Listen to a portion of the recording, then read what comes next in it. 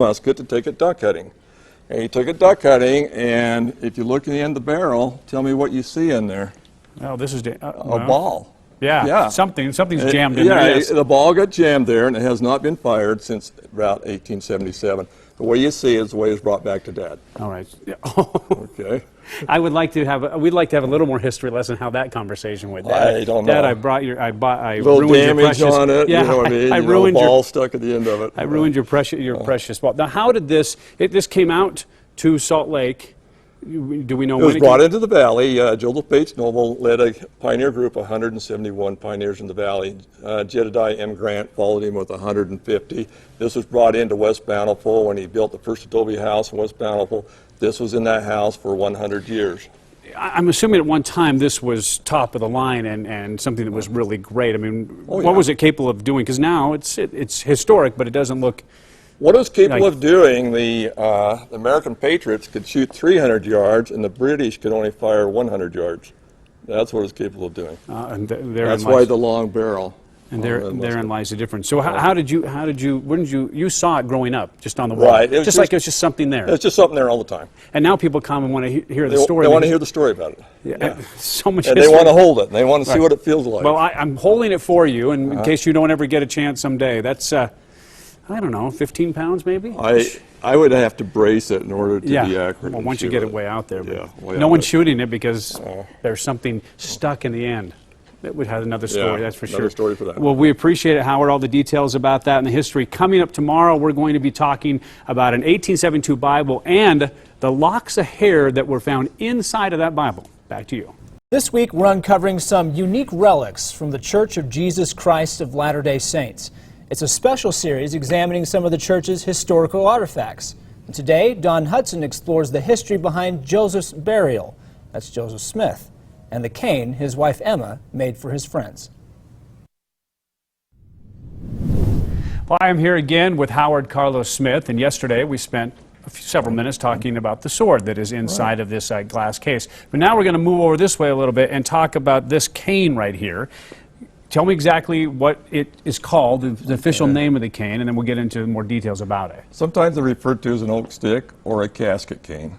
Now, casket cane, the casket being that of Joseph Smith, correct? Right. And what took place here, Porter Rockwell, Joseph Bates Noble, and 6 other bodyguards risked their lives to go rescue the bodies, and when they rescued them, they brought them back in oak caskets. After the funeral, Emma Smith took the lid that covered the prophet's body in the rescue and had it cut into 12 sticks, mementos, and she gave those out, one to each of the bodyguards that rescued the bodies, and to 4 other people. Now, when you say that so it was something that was at least this big and wider that right, it was just a solid plank of oak cut into 12 sticks. And so, I guess on the surface, and literally and figuratively, fairly meaningless. But once Emma made that decision to cut it up and to give it away, it had a great significance. But do you know what the story is behind that? Why she decided to do that? The meaning behind that, the 12 sticks represent the 12 tribes of Israel. And in our time, they are said they're holy sticks. They do have the power of healing if people have that type of faith. Now, today we look at it, we have it in a glass case, we're protecting it, we know that it's very historic, I mean 150 years plus. Then, when people were handed this, did they use these? I mean, did they actually use it? Oh, absolutely. You have 3 casket sticks up the Daughters of Utah Pioneers Museum.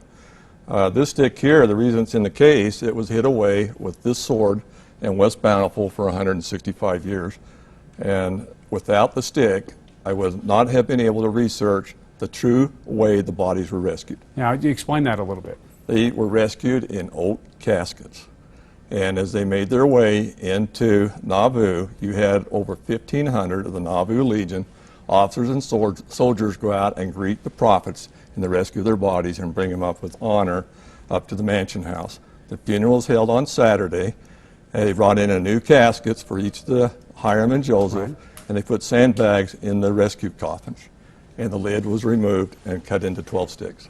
So part of the story is the fact that they weren't even buried in the real coffins. What was that? Why did they do that? Mainly because they had 4 slugs in each of them, and that's long distance, 18 miles from Carthage to Nauvoo, in the heat of the day, so they brought in new caskets.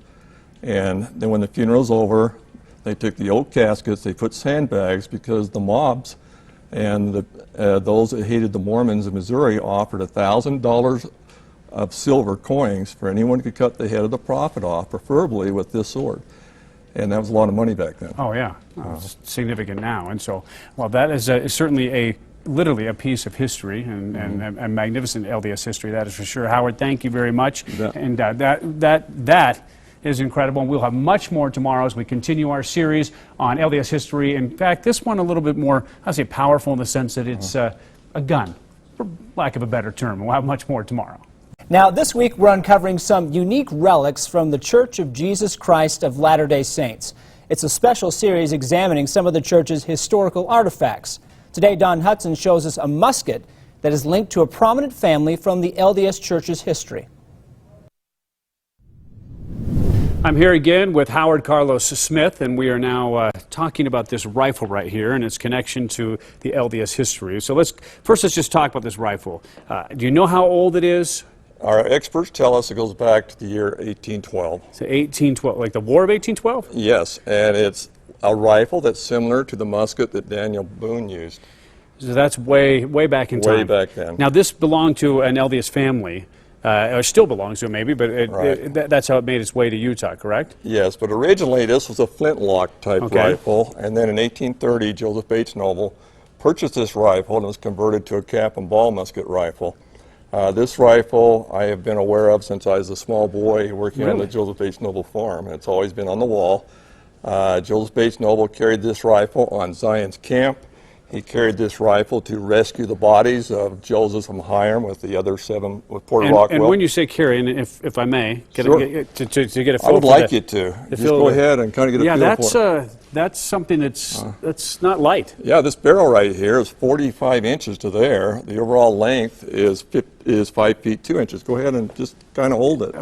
I'm not aiming at anyone, by the way, in case someone on TV. But that is, you're almost at the target when you look at you see the end of it like that. Now, how is this? Has anyone fired this recently, or is this just something that the last used to time work? this was fired was in about 1877 in West Bountiful. So just a couple days ago. Just a couple days ago, Wow. and Joseph Bates Noble's son borrowed his father's musket to take it duck hunting.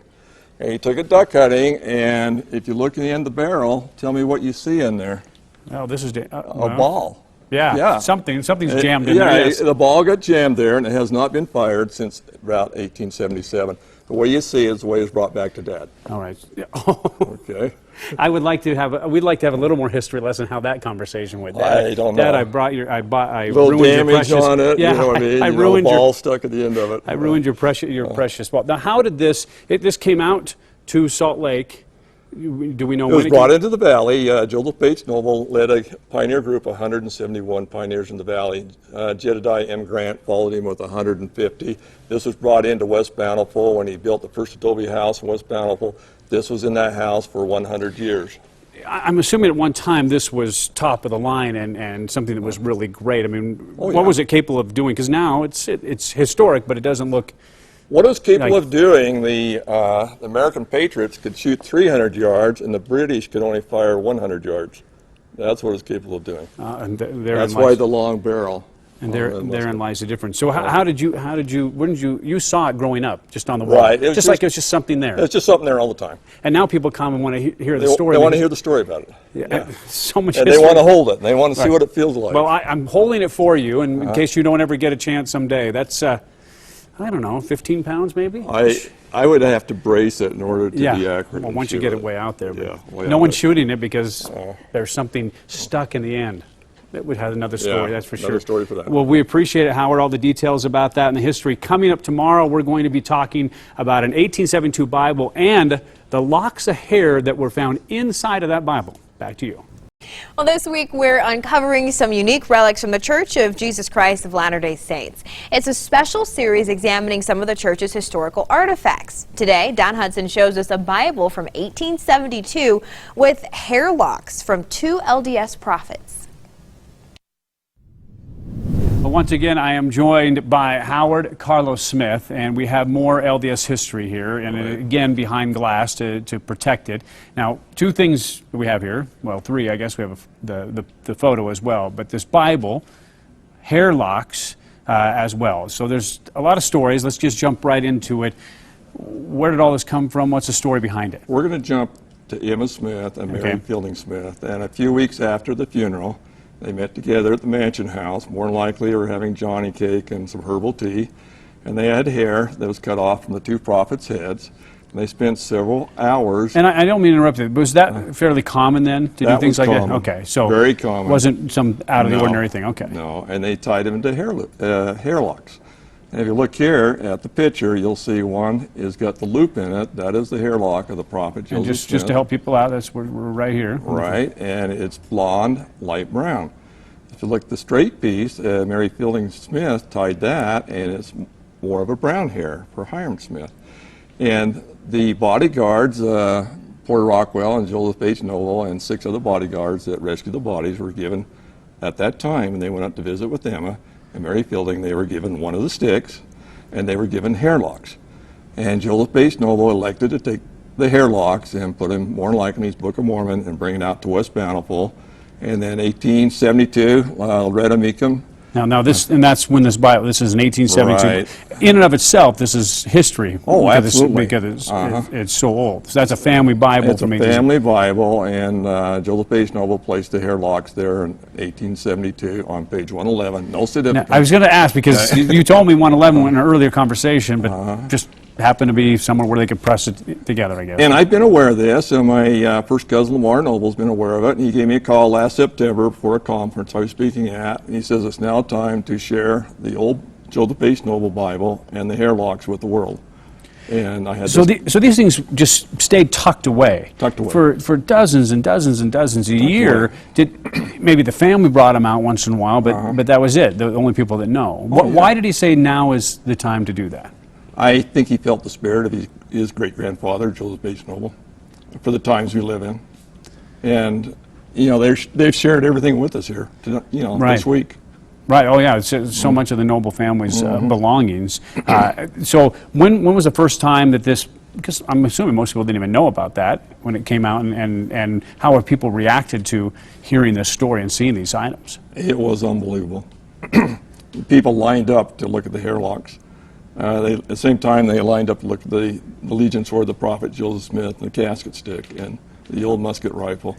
And we have had pure joy, Jolene and myself, we have traveled and shared with thousands of people what we're sharing today on television. Yeah. Well, it's again history right behind this glass, and to think that the hair of the prophet Joseph Smith and his brother, and then a family Bible all together as well. Well, Howard, thank you very much for that information and for showing us all these pieces of LDS history. Welcome. Let's just go back to you guys. Thank you. And for much more about all the items featured on our LDS Relic Week, just go to goodforutah.com.